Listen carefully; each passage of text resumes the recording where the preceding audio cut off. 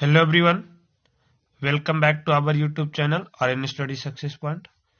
तो हेलो बच्चों, एक बार फिर से हमारे YouTube channel R N study success point पे आपका बहुत बहुत स्वागत है। स्टूडेंट्स, इन प्रीवियस क्लास हम लोग इससे प्रीवियस चैप्टर का क्वेश्चन आंसर कर लिए थे।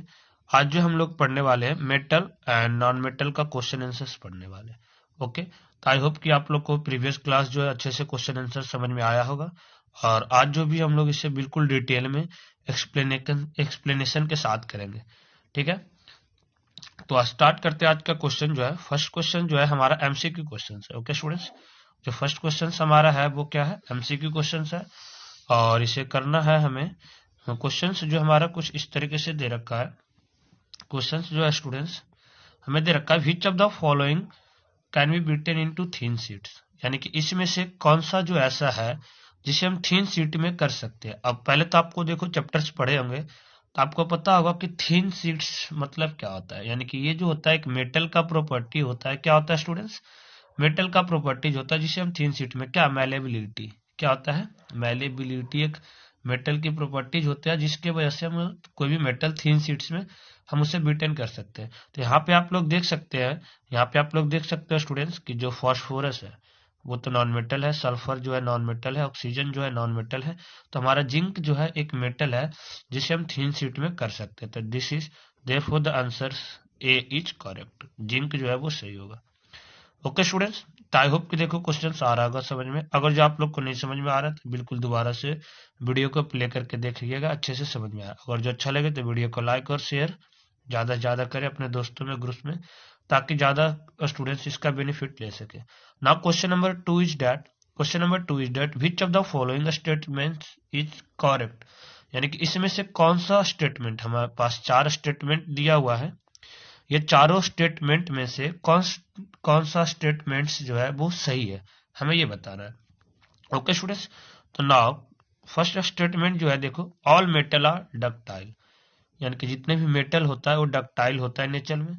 ठीक है, all non metal are ductile, generally metal are ductile, some non metal are ductile.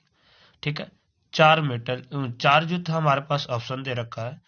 तो ऑल मेटल आर डक्टाइल, तो ऑल मेटल आर डक्टाइल का ना ये सही नहीं है। सारे मेटल डक्टाइल नहीं होता है, जनरली कुछ मेटल जो होते हैं, जनरली इसलिए मतलब कुछ जो ऐसा मेटल होता है जो डक्टिलिटी प्रॉपर्टी जिसके अंदर नहीं होता है। All non metal are ductile, ये तो पूरा ही गलत है कि जितने भी नॉन मेटल्स होते हैं, all non metal are ductile. कुछ मेटल्स का भी प्रॉपर्टी आज को चैप्टर से हम जब पढ़ाए होंगे तो वहां पे याद होगा, कुछ एक्सपेक्शन आपको बताए थे कि कौन सा मेटल होता है डक्टाइल नेचर में होता है नहीं होता। ठीक है, जनरली मेटल आर डक्टाइल, इसमें से जनरली यानी कि ज्यादातर जो मेटल होता है मेटल वो डक्टाइल होता है। तो ये हमारा स्टेटमेंट जो है सही है। जो सी ऑप्शन था स्टूडेंट्स वो जो हमारा है सही है, जनरली मेटल्स आर डक्टाइल, यानी कि जनरली हम बोल सकते हैं मेटल जो होता है डक्टाइल होगा। ठीक है, कुछ नॉन मेटल डक्टाइल होता है, तो ये भी हमारा गलत था। तो यहाँ से हमारा ये जो सही ऑप्शन है students, generally metals are ductile. Okay, तो आई होप कि आपको जो क्वेश्चन नंबर ये जो 2 है इसका भी आंसर क्लियर हो गया होगा। क्वेश्चन नंबर थर्ड में जो हमारे पास है स्टूडेंट्स, क्वेश्चन नंबर थर्ड में जो है हमारे पास है फिल इन द ब्लैंक्स। क्या है फिल इन द ब्लैंक्स? हमारे पास फिल इन द ब्लैंक्स है जो से पुट करना। The phosphorus is very dash non metal, यानी कि जो फॉस्फोरस है वो क्या है, एक नॉन मेटल है। तो यहाँ पे आपको हम हिंट दे देते हैं कि मोर या लेस आप इस तरह से बता सकते हो। आपके लिए टाइमिंग दे रहे जल्दी से बता, फिर अदरवाइज हम बता सकते हैं मोल, रेस या रिएक्टिव। तो देखो ज्यादातर जो था फॉस्फोरस जो होता है रिएक्टिव नॉन मेटल है। रिएक्टिव नॉन मेटल मतलब क्या होता है कि जल्दी किसी के साथ बहुत तेजी से रिएक्ट कर जाता है। आपको याद होगा फॉस्फोरस हो गया, इस तरह से और जो कुछ मेटल्स था जिसे हम क्या होता है केरोसिन में डुबा के रखते हैं। बिकॉज क्योंकि ये क्या होता है स्टूडेंट्स, ये जो है बहुत तेजी से रिएक्ट कर जाता है इन ऑक्सीजन में। ठीक है, तो आई होप कि देखो समझ में आ रहा होगा, और हम जब चैप्टर्स करेंगे तो वहां से डिटेल में और अच्छे से पढ़ पाएंगे। नेक्स्ट था metals are dash conductor of heat and electricity. तो आपको जैसा कि पता है मेटल जो होता है गुड कंडक्टर होता है। क्या होता है स्टूडेंट्स? गुड कंडक्टर होता है। तो यहाँ पे देखो हम लिख रखे हैं कि good conductor, metals are generally good conductor of heat and electricity. तो यहाँ पे गुड आएगा, यहाँ पे इलेक्ट्रिसिटी आएगा। Okay students, iron is reactive than copper. तो आपको पता होगा रिएक्टिव सीरीज आप लोग पढ़े होंगे, तो इसमें से आयरन और कॉपर में से कौन ज्यादा रिएक्टिव है? तो आयरन जो है वो ज्यादा रिएक्टिव है, तो यहाँ पे क्या आएगा? More reactive than copper. Iron is more reactive than copper. Okay students, तो आई होप कि आपको समझ में आ रहा होगा। देखो जो डी नंबर हमारा था, metal reacts with acid to produce. आपको याद होगा जब भी मेटल रिएक्ट करेगा एसिड्स के साथ, तो वो क्या प्रोड्यूस करेगा? Hydrogen gas. क्या प्रोड्यूस करेगा? Hydrogen gas. ओके स्टूडेंट्स, तो आई होप कि देखो आपको समझ में आ रहा है क्या करेगा। और हाइड्रोजन गैस को हम चेक कैसे करेंगे? तो जब भी उसे हम कैंडल लेके जाएंगे तो पॉप साउंड की आवाज आएगी। क्या आएगा स्टूडेंट्स? पॉप साउंड की, पॉप साउंड आएगा। जब वहां पे कैंडल वगैरह ले जाएंगे तो वहां से जो गैस निकलेगा तो जलेगा, तो पॉप साउंड की आवाज आएगा, तब हम बोल सकते हैं कि ये क्या है? हाइड्रोजन गैस है। ओके स्टूडेंट्स, तो आई होप कि आपको समझ में आ रहा होगा कि किस तरह से चैप्टर्स को हमें करना था।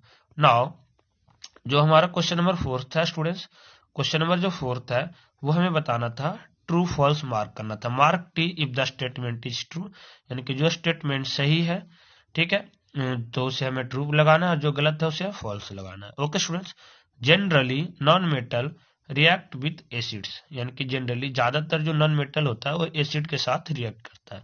तो ये हमारा क्या है? स्टेटमेंट फॉल्स है। ये क्या है स्टूडेंट्स? फॉल्स है। तो ये हमारा फॉल्स हो गया, क्योंकि जो नॉन मेटल होता है एसिड के साथ रिएक्ट नहीं करता है।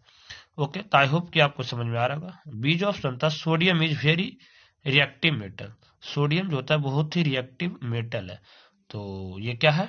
ट्रू है, क्योंकि सोडियम बहुत ज्यादा, सोडियम हो गया, पोटाशियम हो गया, ये सब बहुत तेजी से रिएक्ट करता है। ये जो है बहुत तेजी से रिएक्ट कर जाता है। That's why it is true. Copper displace the zinc from zinc sulphate solution. Copper जो है वो डिस्प्लेस हो जाता है, डिस्प्लेस जिंक। कॉपर जो है जिंक को डिस्प्लेस कर देगा जिंक सल्फेट सोल्यूशन से। तो ये फॉल्स है, क्योंकि कॉपर को डिस्प्लेस, जिंक जो है वो कॉपर को डिस्प्लेस कर सकता है, इससे कॉपर नहीं डिस्प्लेस होगा। कॉपर डिस्प्लेस जिंक, कॉपर जो जिंक को डिस्प्लेस नहीं करेगा। That's why it is false. Next जो था हमारा स्टूडेंट्स, जो नेक्स्ट था, क्यों? क्योंकि आप लोग को देखो रिएक्टिव सीरीज पढ़े होंगे आप लोग, सबसे ज्यादा पोटाशियम है, सबसे मोर रिएक्टिव सब्सटेंस क्या है? पोटाशियम है। पोटाशियम सभी को रिएक्ट कर देता है। इसमें जो कॉपर डिस्प्लेस जिंक जो है, मतलब जिंक, कॉपर जो है जिंक को डिस्प्लेस कर देगा, ऐसा नहीं, जिंक जो है ज्यादा रिएक्टिव है, तो जिंक जो है ना वो कॉपर को डिस्प्लेस कर देगा। That's why it is false. Okay students, तो आई होप कि आपको समझ में आ रहा होगा। Now D question is, coal can draw into thin wire. अब जो कोयला होता है, क्या उसे हम वायर, एक लंबी तार में खींच सकते हैं? यानी कि ये नॉन मेटल है, जनरली ये जो होता है, इसके जो कोल के अंदर होता है डक्टिलिटी प्रॉपर्टीज नहीं होता। That's why we can not draw the coal into thin wire, so our answer is false. Is false, तो इसलिए क्या होगा स्टूडेंट्स? ये फॉल्स होगा। आई होप कि यहाँ तक आपको ट्रू फॉल्स देखो क्लियर होगा। आई होप समझ में अभी आ रहा होगा। अगर जो अच्छा लगे तो वीडियो को लाइक करें और ज्यादा से ज्यादा अपने दोस्तों में, ग्रुप में शेयर करें, ताकि और भी स्टूडेंट्स इसका बेनिफिट ले सके। Okay students, now C question number 5। Now C question number 5। इन क्वेश्चन नंबर 5 में देखो था बच्चों, क्वेश्चन नंबर 5 में था, some properties are listed in the following table. कुछ प्रॉपर्टी दे रखा था टेबल में। देखो यहाँ पे आपको टेबल बना हुआ है, आपको क्वेश्चन में किस तरह से दे रखा है। यहाँ पे प्रॉपर्टी देखा, अपीयरेंस, हार्डनेस, मैलिबिलिटी, डक्टिलिटी, और भी नीचे है। फिर इसमें बताना है कि मेटल्स के अंदर ये होता है नहीं, नॉन मेटल्स के अंदर होता है नहीं, यानी कि हमें डिफरेंस बताना था, distinguish between metals and non metal on the basis of their properties. अब इसके प्रॉपर्टीज के बेस पे, यानी कि ये सारे जो प्रॉपर्टीज है, ये जो सारे प्रॉपर्टीज आपको दिख रहा था स्टूडेंट्स, इसके बेस पे हमें बताना था ये दोनों में एपी है। जैसे अब अपीयरेंस की बात करेंगे तो मेटल में होता है, नॉन मेटल में जनरली नहीं होता है, ठीक है। हार्डनेस की बात करेंगे, मैलिबिलिटी की, ductility, heat, conduction of electricity, तो ये हमें बताना है इसके प्रॉपर्टीज के बेस पे। तो हम इसके लिए देखो आपको यहाँ पे आंसर्स पूरी कर रखे हम, ठीक है, आंसर्स भी कर रखे हैं आपके लिए। तो यहाँ से हम बात करते हैं, यहाँ से अगर हम बात करते हैं स्टूडेंट्स, यहाँ से अगर हम बात करेंगे अपीयरेंस की, अपीयरेंस मतलब देख के चमक, तो ज्यादा जो मेटल होता है वो लस्चर्स प्रॉपर्टी होता है। लस्चर्स की बात करें तो लस्चर्स की वजह से क्या होता है, मेटल जो होता है क्या होता है, शाइनिंग करता है, मतलब शाइनिंग सरफेस, ये प्रॉपर्टीज होता है। ज्यादातर जो नॉन मेटल होता है वो नॉन लस्टर होता है, मतलब डल होता है, नहीं होता है। आपको हम क्वेश्चन हम पूछ रहे हैं 1 मार्क्स के लिए, जब हम देखो इसके बाद हम जस्ट आपके लिए लिंक में वीडियो लिंक भी प्रोवाइड कर देंगे। हम लोग 1 1 मार्क्स का इंपॉर्टेंस क्वेश्चन करेंगे। तो हम यहाँ पे आपके लिए क्वेश्चन पूछ रहे हैं, एक ऐसा नॉन मेटल का नाम आपको बताना है जो लस्टर होता है, मतलब जो शाइनी होता है, ठीक है। और उसके बाद अगर जो बताना है आपको, उसके बाद जो है 1 मार्क्स का जब हम इंपॉर्टेंस क्वेश्चंस कराएंगे आपको, तो वहां पे आपको इसका आंसर भी मिल जाएगा।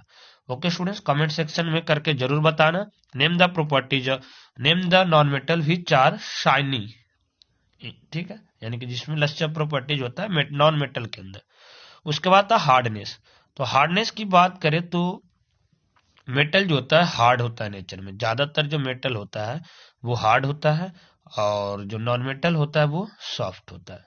यहाँ से भी देखो ये जो प्रॉपर्टीज है ना स्टूडेंट्स, इसके बीच से कुछ एक्सपेक्शन है, एक्सपेक्शन मतलब अपवाद, कि अब ज्यादा हम बताए कि जितने भी मेटल होता है वो हार्ड होता है। तब आपके लिए क्वेश्चंस यहाँ पे बन गया, एक क्वेश्चंस बन गया, name the few metals, name the few metals, कुछ ऐसा, क्योंकि मेटल ज्यादा हार्ड होता है तो कुछ ऐसा मेटल का नाम बताओ जो सॉफ्ट होता है नेचर में, ठीक है। आपको कमेंट सेक्शन में आंसर बताना है। अगर जो नहीं आता है तो आप इसके लिए जो पार्ट 2 होगा आपका एक्स्ट्रा क्वेश्चन जो है, उसमें हम ये सारे क्वेश्चंस करा रखे, आप लोग जरूर जाके एक बार देखना उसे, लिंक जो है हम डिस्क्रिप्शन बॉक्स में प्रोवाइड करा देंगे। ओके स्टूडेंट्स, आई होप कि आपको समझ में आ रहा है। जब तक आप लोग रिसर्च करके जरूर और कमेंट बॉक्स में आंसर जरूर बताएं। Now third property is malleability. Malleability जो होता है स्टूडेंट्स, मैलिबिलिटी जो होता है मतलब हम उसे कितना पीट पीट के कितने पतली चादर में कन्वर्ट कर सकते हैं। ओके स्टूडेंट्स, तो जो मैलिबिलिटी की हम बात करें तो जो मेटल होता है ज्यादा मैलेबल नेचर होता है, मैलेबल होता है यानी कि हम अल्मुनियम हो गया या आयरन हो गया, अल्मुनियम फॉल पेपर आपको देखे होंगे कितनी पतली होती है, तो ज्यादा मैलेबिलिटी होता है उसके अंदर, ठीक है। लोहे को हम पीट पीट के पतली चादर बना सकते हैं, यानी कि मैलेबल होता है। तो मेटल जो होता है ज्यादा मैलेबल प्रॉपर्टीज में होता है, और नॉन मेटल जो होता है नॉन मैलेबल प्रॉपर्टीज होता है। Okay students, now ductility. तो डक्टिलिटी की बात करें तो मेटल जो होता है ज्यादातर डक्टाइल नेचर में होता है, मेटल जो होता है डक्टाइल होता है। डक्टाइल प्रॉपर्टीज क्या होगा, यानी कि जिसे हम पीट पीट के एक पतली तार, कितना पतली लंबी वायर में हम उसे कन्वर्ट कर सकते हैं, ठीक है। This property is called the ductile properties of metal. तो डक्टिलिटी की बात करें तो मेटल्स ज्यादा डक्टाइल होता है, और नॉन मेटल जो होता है नॉन डक्टाइल होता है, नॉन मेटल जो होता है नॉन डक्टाइल प्रॉपर्टीज के अंदर होता है।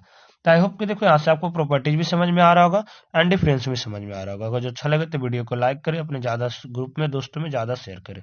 Now fifth properties heat conduction. Heat conduction मतलब क्या हुआ कि कोई भी मटेरियल कितना उससे हीट पास करने दे रहा है अपने आप से, कोई भी मटेरियल अपने से पास कितना हीट को पास करने दे रहा है, मतलब कितना जल्दी हीट हो रहा है। तो जो मेटल्स की बात करें तो गुड कंडक्टर्स होता है, यानी कि इससे हीट जो है बहुत अच्छी से पास हो जाता है ज्यादातर। और नॉन मेटल जो होता है वो बैड कंडक्टर होता है हीट का, नॉन मेटल जो होता है बैड कंडक्टर होता है हीट का। Okay students, now next question is conduction of electricity, मतलब बिजली जिससे पास होती है। तो बिजली जो होता है, जो मेटल होता है गुड कंडक्टर होता है, और नॉन मेटल जो होता है बैड कंडक्टर होता है। ओके, यहाँ से एक और हम क्वेश्चन आपके लिए दे रहे हैं, एक जी नेम द नॉन मेटल्स, यानी कि एक ऐसा नॉन मेटल का नाम बताना है जिससे हीट एंड इलेक्ट्रिसिटी दोनों पास करती है। ओके, 1 मार्क्स का बहुत इंपॉर्टेंट क्वेश्चन है आपके पेपर के लिए, आप लोग कमेंट करके जरूर बता। अगर जो इसका आंसर जानना चाहते हैं तो इसके लिए आप लोग को डिस्क्रिप्शन बॉक्स में वीडियो पार्ट 2 का जो है लिंक प्रोवाइड होगा, आप लोग वहां से भी देख सकते हैं। ओके स्टूडेंट्स, नाउ सी, इसलिए आप जो एक 1 मार्क्स का इंपॉर्टेंस क्वेश्चन है उसका भी वीडियो आप लोग जरूर देखना, ठीक है, ताकि एक्स्ट्रा क्वेश्चंस का आंसर आपको पता चल जाए। तो आई होप आपको डिफरेंस समझ में आ गया होगा। Okay students, now C question number 6। Now C question number 6। In question number 6 give the reason of the following. हमें ये सबका रीजन बताना है। किसका रीजन बताना, तो क्वेश्चन हमें ये लिखा हुआ है, इसका रीजन बताना है कि ऐसा क्यों होता है, हम क्यों यूज करते हैं। तो फर्स्ट में है aluminium foils are use to wrap food items, यानी कि जो हम अल्मुनियम फॉइल्स पेपर जो होता है हम लोग खाना वगैरह में लपेटने में इसका इस्तेमाल करते हैं, अल्मुनियम का ही क्यों करते हैं, इसका हमें रीजन बताना है। ओके स्टूडेंट्स, हमें इसका क्या बताना है, रीजन बताना है। तो आई होप कि देखो आपको समझ में आ रहा होगा कि हमें क्या बताना था। तो क्या ऐसा क्यों करते हैं, क्योंकि अल्मुनियम जो होता है वो हाईली मैलेबल होता है, मतलब बहुत ज्यादा सब बहुत ही थीन शीट में इसे हम क्या कर सकते हैं, पीट पीट के कर सकते हैं malleable, and it can easily beaten into thin sheet and make its fall for wrapping purpose. यानी कि अल्मुनियम जो होता है इसके अंदर मैलेबिलिटी प्रॉपर्टी होता है बहुत ही ज्यादा होता है, और इसे हम आसानी से थिन शीट में बीटेन कर सकते हैं, जिस तरह से फॉल पेपर पर्पस के लिए। It is also soft and does not react with food items, ये बहुत ही सॉफ्ट होता है और ये भी बहुत most important reason.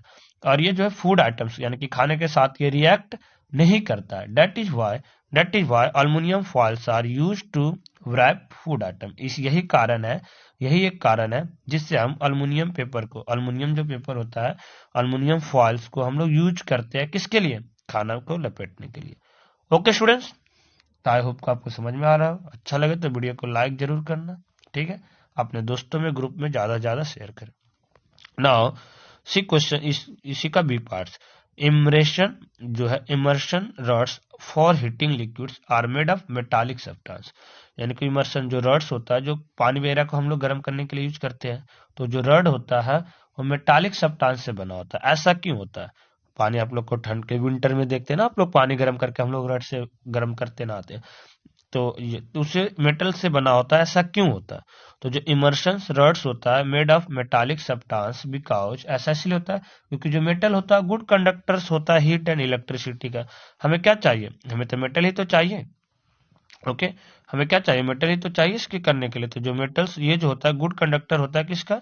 Heat and electricity का। ओके स्टूडेंट्स, दैट्स बाय और इसीलिए क्या करता है, ये बहुत तेजी से हीट हो जाता है, इलेक्ट्रिसिटी का पास होता है अपने वजह से, तो ये हीट हो जाता है तेजी से। इसीलिए हम लोग इसका इस्तेमाल करते हैं पानी गर्म करने के लिए। ओके स्टूडेंट्स, तो आई होप कि आपको देखो समझ में आ रहा होगा कि किस तरीके से आंसर्स को लिखना था। एक बार हम दोबारा से रिपीट करते हैं कि immersion rods made of metallic substance because metal are good conductors of heat and electricity. यानी कि मेटल जो होता है वो अच्छी कंडक्टर्स होता है गुड हीट एंड इलेक्ट्रिसिटी का। दे हॉट वेरी सुन, यानी कि बहुत तेजी से गर्म होता है। On passes of electric current, जब हम इससे इलेक्ट्रिक करंट को पास करते हैं। एंड वार्म द वाटर, इसीलिए यार ये पानी को क्या कर देता है? गर्म कर देता है। इसीलिए हम जो इमर्शन रॉड वगैरह होता है वहां पे मेटालिक सब्सटेंस का यूज करते हैं। आई होप कि आपको आंसर समझ में आ गया होगा। Okay students, now C question number C इसी का सी पार्ट्स है। Copper can not displace zinc from the salt solution. देखो अभी आ गया, फिल इन वहां पे ट्रू फॉल्स में था, यहाँ पे तो जो कॉपर होता है वो जिंक को डिस्प्लेस नहीं करता, यानी कि नहीं हटा सकता है साल्ट सोल्यूशन में से। ऐसा क्यों करता है?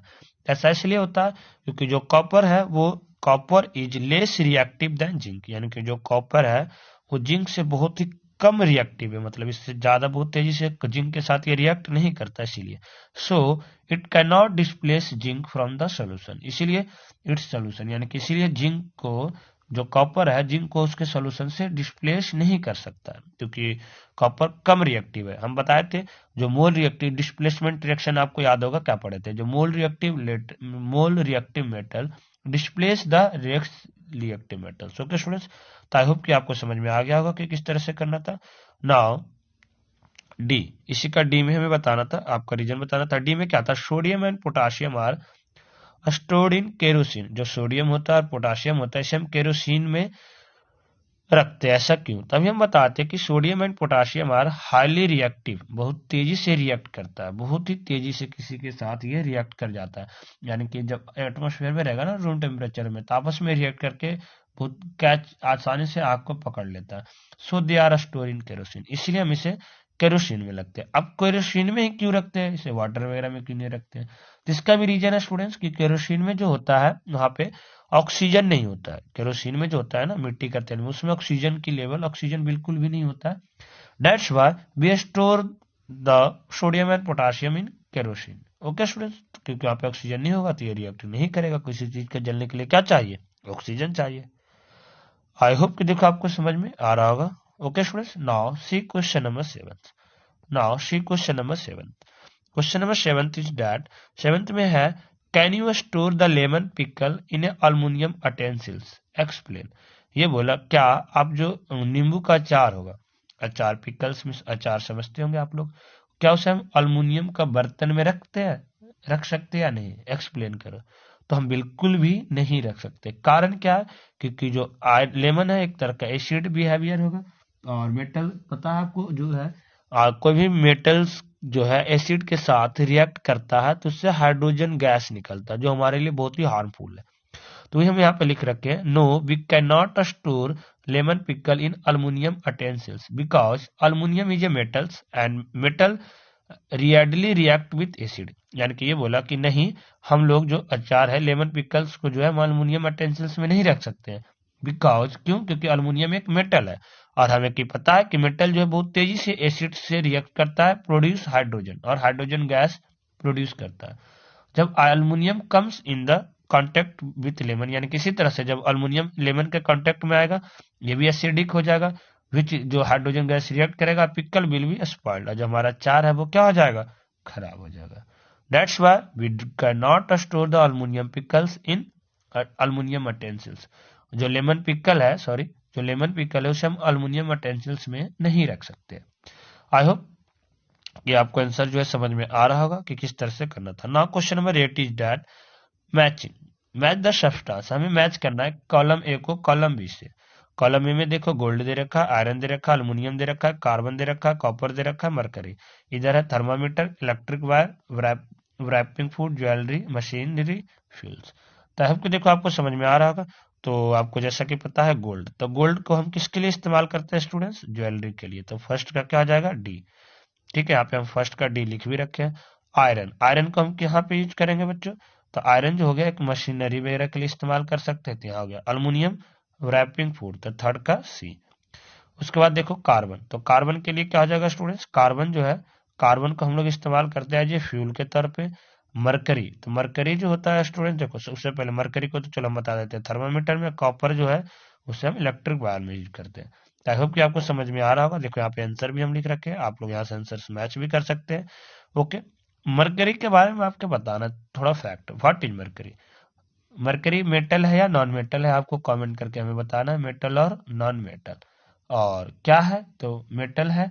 अब देखो बताना जल्दी से, अब बता देते आंसर्स भी आपको कि मरकरी ही एक ऐसा मेटल है जो कि, मरकरी एक ऐसा मेटल है जो लिक्विड में पाया जाता है, यानी कि सारे मेटल्स सॉलिड स्टेट्स में पाया जाता है।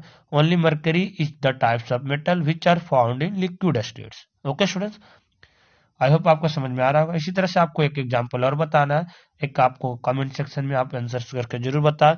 Name the non metal which are found in liquid states. आपको नॉन मेटल्स का नाम बताना है जो लिक्विड स्टेट्स में पाया जाता है। आपको कमेंट्स करके जरूर बताना। अगर जो आंसर जानना चाहते हैं तो आप इसका जो है एमसीक्यू इंपॉर्टेंस क्वेश्चन उसे जरूर देखें। Now what happens when, question बोला कि क्या होगा अगर जो dilute sulphuric acid poured with copper plate, और जैसे हम डिल्यूट सल्फ्यूरिक एसिड को कॉपर प्लेट पे पॉर्ड करेंगे तो क्या होगा? व्हाट हैपेंस, ये हमें रीजन जानना चाहता है। तो रीजन क्या होगा स्टूडेंट्स? रीजन क्या होगा? No reactions take place because copper is very less reactive, यानी कि उसमें कोई भी रिएक्शन टेक प्लेस नहीं करेगा। क्यों नहीं करेगा? क्योंकि कॉपर बहुत ही लेस रिएक्टिव है, यानी कि इसके साथ तो रिएक्ट ही नहीं करेगा, क्योंकि इसका रिएक्टिविटी में बहुत ही लो है, तो इसलिए नहीं करेगा, तो कोई रिएक्शंस नहीं होगा। Next question is that iron nails are place in copper, यानी कि अगर जो हम आयरन नेल को क्या करेंगे? प्लेस करेंगे कॉपर सल्फेट सॉल्यूशन में, तो क्या होगा? साथ साथ इसका इक्वेशन भी लिखना है। तो जब भी हम आयरन को, आयरन इज मोर, एक तो पहले आपको पता होगा कि आयरन ज्यादा रिएक्टिव है कॉपर के कंपेयर में, तो इस केस में क्या होगा? रिप्लेस कर देगा, आयरन जो है कॉपर को रिप्लेस कर देगा उस सॉल्यूशन से। And brown coating of copper is deposited on the iron nails, और आयरन के ऊपर जो ब्राउन कलर का डिपोजिट हो जाएगा क्या? Copper, copper is deposited in iron nail. Also the blue colour turns green, और जो ब्लू कलर था पहले वो किस में कन्वर्ट हो जाएगा? ग्रीन में। ओके स्टूडेंट्स, आई होप आपको समझ में आ रहा होगा। और इसका रिएक्शंस क्या होगा? इसका रिएक्शंस अगर जो हम आपको बताएं तो इसका रिएक्शन जो होगा कुछ इस तरीके से होगा। आयरन प्लस कॉपर सल्फेट, पहले आयरन था और कॉपर सल्फेट था, जब ये रिएक्ट हुआ तो ये आयरन सल्फेट बन जाएगा। देखो डिस्प्लेसमेंट रिएक्शन यही था, और कॉपर अलग हो जाएगा। पहले कॉपर सल्फेट था, अब यहाँ पे आयरन जो है कॉपर को डिस्प्लेस करके इधर पहुंचा दिया और सल्फेट को अपने साथ ले लिया, तो आयरन सल्फेट हो गया। ओके स्टूडेंट्स, तो ये डिस्प्लेसमेंट रिएक्टिव था, डिस्प्लेसमेंट रिएक्शन था। In displacement reaction, what is displacement reaction? Question, तो in displacement reaction the more reactive metals displace the less reactive metals. जो मोर रिएक्टिव मेटल होता है वो क्या करता है? डिस्प्लेस कर देता है लेस रिएक्टिव मेटल्स को। ओके स्टूडेंट्स, तो आई होप आपको देखो यहाँ से रीजन भी समझ में आ रहा होगा कि ऐसा क्यों हुआ, और किसके वजह से हुआ, डिस्प्लेसमेंट रिएक्शन के बारे में आपसे पूछा जा सकता है। तो आई होप आप लोग आंसर उसका बता सकते हो। क्वेश्चन नंबर 10, 10th में था student, Saloni took a piece of burning charcoal and collect the gas evolve in the test tube, how will we see the found the nature of the gas. अब ये बोला जो सलोनी थी एक कारकोल को जलाती है और उसे गैस इवॉल्व टेस्ट ट्यूब में जमा करती है। तुम कैसे चेक करोगे इसमें किस तरह से गैस है। तो since we can find the nature of gas by using wet litmus paper, हम लोग गीला लिटमस पेपर से क्या करेंगे, इसका गैस को चेक करेंगे। कैसे, आगे ही बता है, after bringing the litmus paper in the contact with the gas, if turn the blue litmus paper then into red, यानी कि अब जो है जो हम लोग वहां से क्या करेंगे, ब्रिंग द लिटमस पेपर को लाएंगे गैस के कांटेक्ट में। अगर जो ब्लू लिटमस पेपर रेड में हो जाता है तो हम बता देंगे ये एसिडिक है। इसी तरह से अगर जो रेड लिटमस पेपर ब्लू में हो जाता है तो ये बेसिक है। ठीक है, ये बेसिक होगा। तो इस तरह से हम लोग चेक कर सकते हैं उसका कि क्या हो सकता है। नेक्स्ट जो था बच्चों स्टूडेंट्स, ये था write down the word equation of all the reaction taking place in this process. इस प्रोसेस में क्या क्या रिएक्शन टेक प्लेस होगा, कब, जब वो जला रही थी तो क्या होगा। तो पहले क्या होगा, कार्बन और ऑक्सीजन दोनों मिलकर जलेगा तो क्या होगा, कार्बन डाइऑक्साइड। और कार्बन डाइऑक्साइड को हम लाइम वाटर में पास करेंगे तो क्या हो जाएगा, मिल्की हो जाएगा, मतलब एक दूधिया कलर का हो जाएगा, व्हाइट कलर का हो जाएगा। ओके स्टूडेंट्स, तो आई होप कि आपको समझ में आ रहा है। Next question is that one day, एक दिन रीता जो है ज्वेलर शॉप में यानी कि सुनार की दुकान पे जाती है अपनी मदर के साथ। Her mother gave an old gold, तो उसकी जो माँ है पुरानी गहना देती है एक तरह से। ठीक है students, an old mother gave पुरानी गहना देती है गोल्ड स्मिथ को टू पॉलिश करने के लिए। अगले दिन जब जाती है he brought the jewellery back, तो जब लेने जाती है they found that there was slight loss on its weight, तो पाती है कि जो सोना का जो वजन था वो थोड़ा क्या हो गया, कम हो गया। Can you suggest a reason, इसका रीजन तुम बता सकते हो for the loss in the weight loss होने का कारण क्या था, कैन यू एक्सप्लेन। तो देखो यहाँ पे हम एक्सप्लेन करने की कोशिश करेंगे। The gold jewellery is dipped into the acidic solution called aqua regia, यानी कि जो गोल्ड ज्वेलरी था उसे एसिडिक सोल्यूशन में डाला जा गया जिसे एक्वा रेगा, ये क्या होता है, mixture of hydrochloric acid and nitric acid. ये जो ये एक्वा रेगा हम बताया ये मिक्सचर होता है किस चीज का, हाइड्रोक्लोरिक एसिड का और नाइट्रिक एसिड का। इसे हम लोग पॉलिशिंग करने के लिए उसके अंदर डालते हैं। तो जब हम डीप करेंगे तो गोल्ड ज्वेलरी को इन दिस एसिड सोल्यूशन, यानी कि एसिड सोल्यूशन में एक आउटर लेयर हो जाएगा गोल्ड का जो डिजोल्व करता है इनर साइनी लेयर और साइनी लेयर पे। ये जो था जब हम क्या बता रहे थे, जब हम इसे डीप करेंगे किसमें, mixture of hydrochloric acid and nitric acid में, जब हम इसे डुबाएंगे तो इससे क्या होगा, on dipping the gold jewellery, जैसे डुबाएंगे एसिड सोल्यूशन जो है एक आउटर लेयर हो जाएगा उससे डिजोल्व हो जाएगा, इनर साइनी लेयर अपीयर्स, यानी कि जो उसमें आउटर लेयर था वो उसमें डिजोल्व हो जाएगा एसिडिक सोल्यूशन में, और इनर साइनी लेयर जो है वो रह जाएगा। इसी वजह से जो स्लाइटली थोड़ा वेट होता क्योंकि वो बाहर का जो पार्ट था वो उसमें घुल गया एसिडिक के साथ, अब बाकी रह गया। तो आई होप आपको समझ में आ रहा होगा। तो इसी के साथ हमारा जो पूरी एक्सरसाइज था कंप्लीट हो गया। हम लोग नेक्स्ट पार्ट में जो इसका पार्ट 2 करेंगे। पार्ट 2 में हम लोग क्या करेंगे, importance question, extra question of this exercise, इस एक्सरसाइज का एक्स्ट्रा क्वेश्चंस करेंगे जो आपके एग्जामिनेशन पॉइंट ऑफ व्यू से बहुत इंपॉर्टेंस है, और यही सेम चैप्टर आप लोग क्लास 10th में पढ़ोगे तो वहां के लिए भी आपके लिए इंपॉर्टेंस होगा। तो आई होप कि आपको ये चैप्टर बिल्कुल एक्सरसाइज अच्छे से समझ में आया होगा, और फिर भी कोई डाउट रहता है तो आप लोग कमेंट सेक्शन में कमेंट करके जरूर बताएं। अगर जो वीडियो अच्छा लगे तो अपने दोस्तों में ग्रुप में ज्यादा से ज्यादा शेयर करें। Thank you for watching, see next time, thank you so much.